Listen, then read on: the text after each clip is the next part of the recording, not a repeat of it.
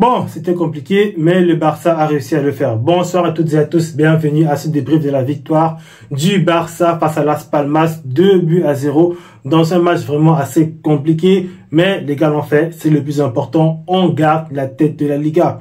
Surtout après la victoire de l'Atlético de Madrid, vraiment ce début de soirée, avec un Julián Álvarez, franchement, waouh. En tout cas, quand même, le Barça, nous, on réussi à rentrer ce soir avec les 3 points, on réussit à garder la tête. On espère que ça va continuer ainsi pour le reste de la Ligue.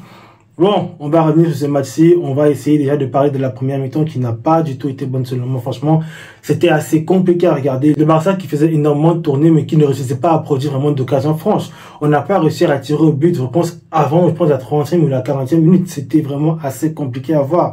Le Barça qui, certes, avait le ballon, on avait la possession, mais à chaque fois qu'on se retrouvait dans le camp adverse, tout le temps les déchets techniques, tout le temps vraiment le mauvais contrôle, la mauvaise passe. À chaque fois, franchement, le geste était tout le temps raté qui permettait à Las Palmas de récupérer le ballon et à jaillir vraiment assez rapidement pour venir dans nos camps. Ils nous ont posé énormément de problèmes en première mi-temps, franchement, sur les contres. Ils ont été extrêmement dangereux. À chaque fois, ils allaient très vite, franchement, ils réussissaient énormément à se procurer des occasions franches. Ils ont frappé au but à plusieurs reprises. On a eu un très bon Chesney en première mi-temps. Il a fait de très bons arrêts sur la ligne. Même dans les sorties en fin de match, franchement, j'ai trouvé qu'il avait beaucoup d'aimer dans son jeu. Il arrivait à ne pas faire d'erreurs stupides, il arrivait à beaucoup mieux anticiper, à lire les actions de l'adversaire et savoir quand se projeter, quand il faut venir couper l'occasion. Vraiment, il y a eu du mieux à ce niveau-là, mais de façon globale, comme le Barça a beaucoup plus défendu, en fait, selon mon premier temps, parce que ça, on a la possession, mais on n'arrive à rien produire. Et quand l'adversaire prend le ballon, ils arrivent à très vite se créer une occasion franche.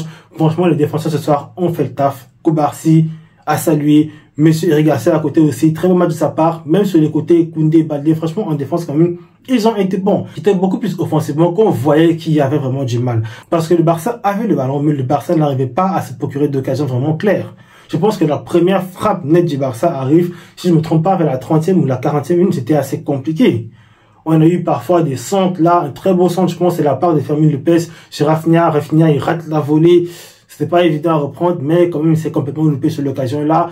Autre occasion aussi qu'on a vu, un Lamine Yamal qui a essayé de dribbler, qui a essayé parfois de se créer des opportunités. Certes, il arrive parfois à créer le décalage par le dribble, mais après, je trouvais qu'il gardait un peu trop le ballon. Je trouvais qu'il lâche pas forcément assez rapidement le ballon. Même quand il le lâchait, parfois, il y avait des déchets dans la passe, des passes ratées par-ci, par-là. Même Pedro ce soir n'a pas vraiment été exceptionnel en même temps, comme on a l'habitude de le connaître. Il a eu beaucoup de problèmes. Franchement, il a perdu des ballons que les Pedri que je connais n'a pas l'habitude de perdre. En tout cas, c'était pas vraiment catastrophique, mais franchement, offensivement, le Barça ce soir n'a pas été bon. Lewandowski en même temps n'a pas existé. Lui, on va même pas parler de lui en fait. On va pas parler de lui parce que en même temps, vraiment, il a été invisible. Il a été complètement invisible. Deuxième mi-temps, on l'a vu un peu plus, mais même jusque là, c'était pas extraordinaire. Maintenant, quand on revient au deuxième mi-temps, quand même, il y a eu du mieux à partir du moment où Dani Olmo est entré. Certes, lui aussi, quand il arrive, il y avait beaucoup d'essais techniques, mais tu vois que ce mec-là, par son positionnement, par son jeu dans les petits espaces, il arrive à être franchement très dangereux.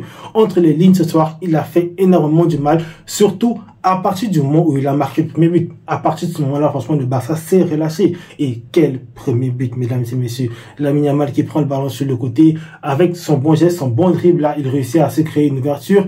Il fait la passe qu'il faut à Dani Olmo. Dani Olmo, franchement, waouh. Prend le ballon, il ramène avec le pied droit, il allume les cages du pied gauche. Franchement, il a failli éclater la tête du gardien.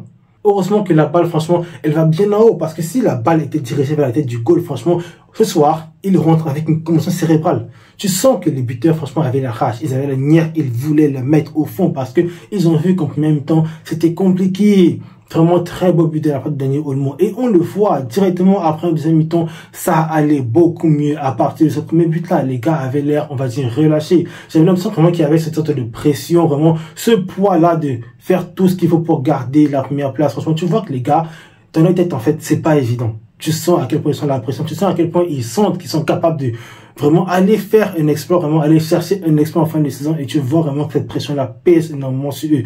Mais directement, dès que Dani Olmo marque ce but-là vraiment pour délivrer les gars, parce que oui, il est délivré ce but-là, tu sens que les mecs sont beaucoup plus relâchés, tu sens vraiment qu'il y a beaucoup mieux dans le jeu, beaucoup moins de déchets, vraiment le ballon circulait vraiment beaucoup plus vite.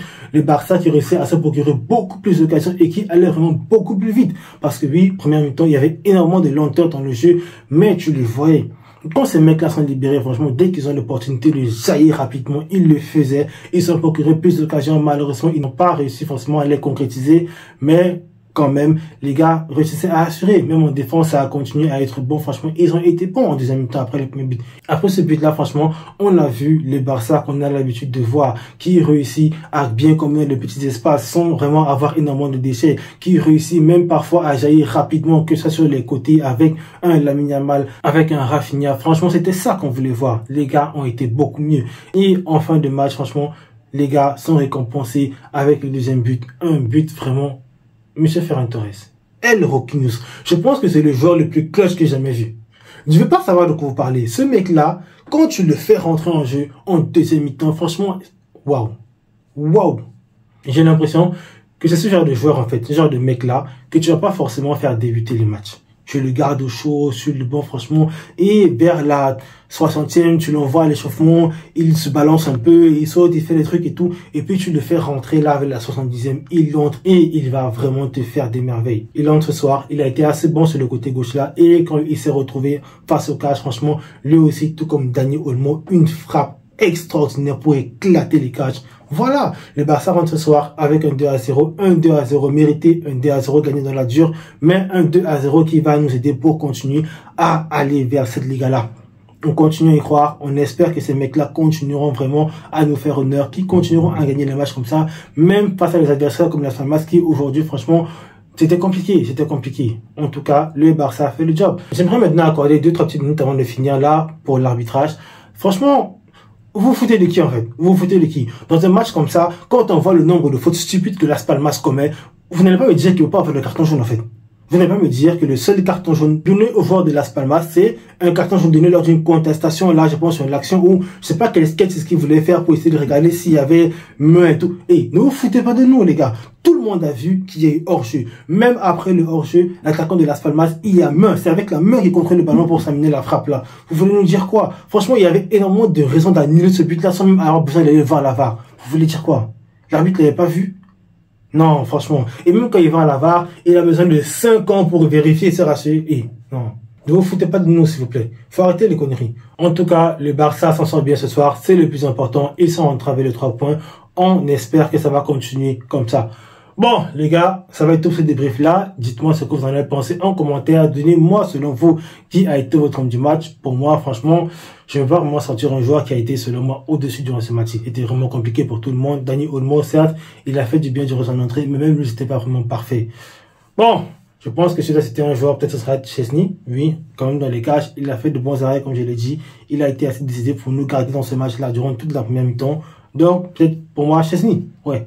En tout cas, n'hésitez pas à vous abonner, à liker, à partager la vidéo, continuez à nous soutenir. Merci à tous ceux qui s'abonnent, qui regardent les vidéos. Franchement, vous êtes les meilleurs. Je le répète parce que tout le temps, vous êtes des cracks. En tout cas, passez tous une excellente journée. Visca Barça.